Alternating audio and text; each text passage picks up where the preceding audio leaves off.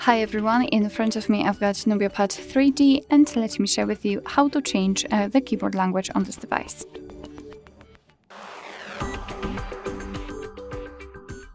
So let's start with opening the app which will provide you with the keyboard and then enter the settings which are in this upper panel. So let's tap.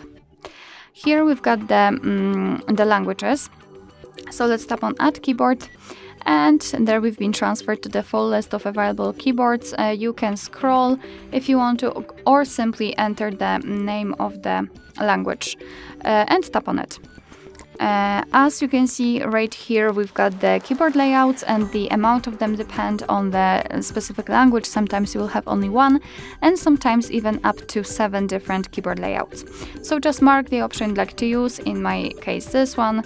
I'm not even trying to spell it out, and then tap on Done. As you can see, it has been immediately applied. So before I'll show you how to remove the old language, I'd like to show you how to use the keyboard with 2 or more languages added. As you can see, we've got also kind of a hint of what to do. So all we have to do is to tap on this,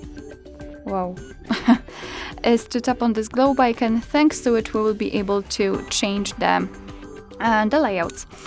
So in order to remove the previous language or any other language, simply enter the settings again, tap on this edit icon in the right upper corner, mark the language you want to remove and remove it. So I will remove this Arabic option and tap on the trash bin icon. As you can see, we've got only one language applied.